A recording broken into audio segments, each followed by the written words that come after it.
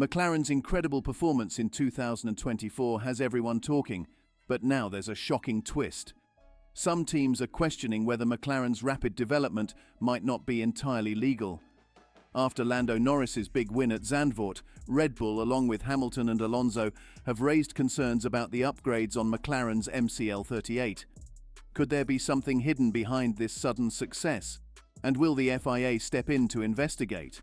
One of the biggest surprises of 2024 has been McLaren's incredible progress. Starting the 2023 season as a backmarker, McLaren has worked tirelessly to catch up with Red Bull. In fact, they achieved this 6 months ahead of schedule. But now, as their performance continues to improve, the legality of their car is starting to come under scrutiny. Like Red Bull's RB19, which dominated the previous season by winning 21 of 22 races, McLaren's upgrades are now raising eyebrows. Unlike Mercedes, Ferrari, and even Red Bull, McLaren's upgrades have only improved the car without any setbacks, leading to suspicions about their methods. Red Bull's team principal, Christian Horner, was the first to voice concerns. He pointed out that McLaren's front wing appears different from others on the grid, which has sparked a debate. Mercedes had also investigated the front wing's design in the past, noting that certain flat wings didn't seem to be attached to the nose properly. Is McLaren hiding something? If McLaren has indeed found a clever loophole to gain extra performance, things could get tense in Woking. With the spotlight on them, and as their rivals watch closely, McLaren might face more intense scrutiny as the season unfolds. In 2024, McLaren's front wing design has become a focal point of discussion. Christian Horner, Red Bull's team principal, has elaborated on the unique approach McLaren and Mercedes have taken with their front wings. Horner explained, "I think the front wing is a key area where others have found performance. If you compare McLaren and Mercedes, their front wing angles are very different from the rest of the grid. This difference, according to Horner, is helping McLaren set the benchmark in terms of pace, and their dominance over the past few races is clear." Horner acknowledged McLaren's current form, stating that they are the new standard in Formula One. He even warned that if McLaren continues developing at this pace, they could become a serious threat to Red Bull's dominance in both championships. This concern is echoed by Jos Verstappen, father of three-time world champion Max Verstappen. While Max remains calm, Jos has criticized Horner, urging him to focus on fixing Red Bull's issues rather than obsessing over McLaren's progress. With McLaren now emerging as a major competitor, tensions are high. As Horner and Red Bull deal with internal pressures, McLaren's advancements may continue to shake up the F1 landscape. The battle for supremacy is heating up, and all eyes are on McLaren as they push forward with their impressive development curve. It's important to focus on how McLaren has completely restructured its team, especially with the arrival of Rob Marshall from Red Bull. His influence has been a game changer, particularly in the technical leadership at McLaren's Woking base. Marshall himself expressed surprise at the scale and capability of McLaren's wind tunnel, which has been a key factor in their recent success. As they finished fourth in last year's Constructors' Championship, McLaren is allowed more time in the wind tunnel compared to their rivals, giving them a crucial advantage in refining their car before it hits the track.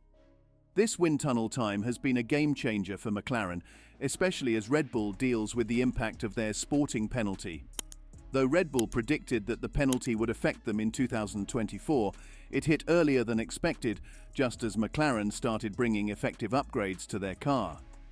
McLaren's recent upgrades have focused on addressing their performance gap with Red Bull, specifically improving straight-line speed and DRS efficiency. The impact of these improvements became clear during the Zandvoort race, when Norris opened his DRS on lap 18, showcasing a huge speed advantage.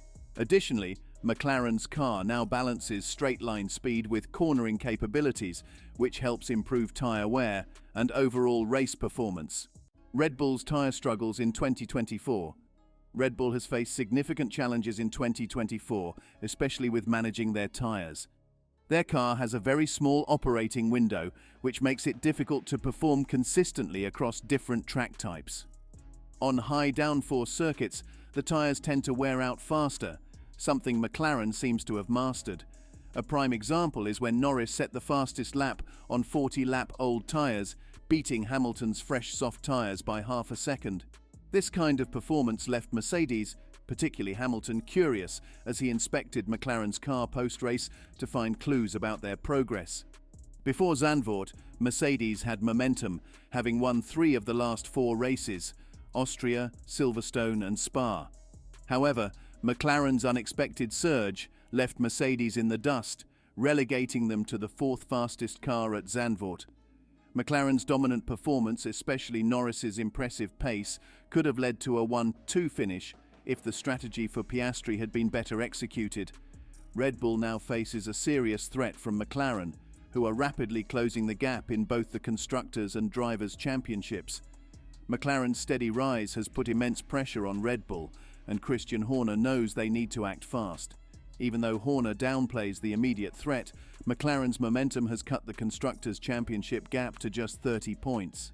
If Red Bull doesn't adapt, McLaren could soon surpass them, making the fight for the 2024 titles much tighter than anticipated. As the 2024 season progresses, Lando Norris is just 70 points behind Max Verstappen, a gap that could narrow quickly given McLaren's recent form. While Verstappen is still a strong contender, Norris and his team have shown they are capable of consistently finishing at the top. Christian Horner recently commented on the situation, acknowledging the shrinking points gap.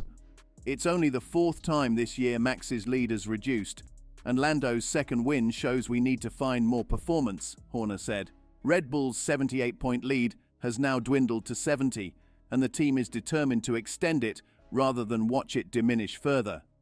The rest of the grid is well aware of McLaren's resurgence, with Carlos Sainz noting that McLaren will be a consistent frontrunner for the remainder of the season.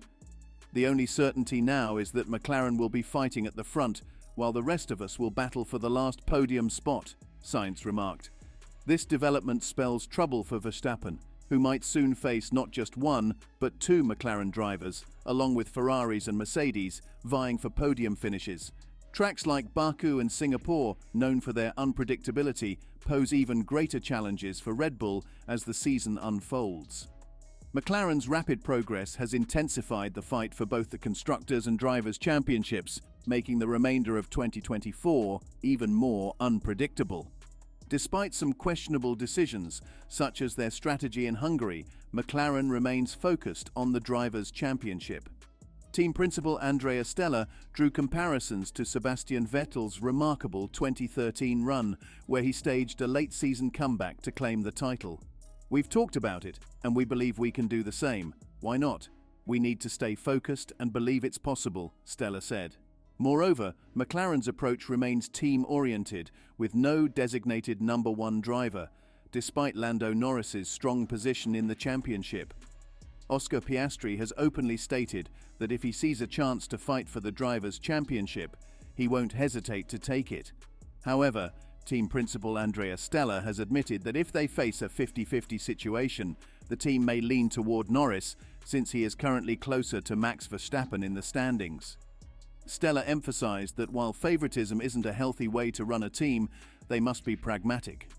"We analyze every race and make decisions based on the situation. In cases where Lando might need a little more support, we will provide it. But we ensure that Oscar is included in these decisions," said Stella. The team values fairness and unity, avoiding actions that would be unreasonable to Piastri. With McLaren's unexpected rise in 2024, many wonder if the legality of the MCL 38 should be questioned. Some skeptics argue that McLaren's consistent success with upgrades, unlike other teams who have struggled with performance drops, might be due to an unfair advantage. McLaren has been the only team able to implement upgrades without affecting the car's functionality, raising eyebrows across the grid. So what do you think? Has McLaren achieved their success fairly, or could there be something more behind their performance gains? Comment below your views and subscribe for more such videos.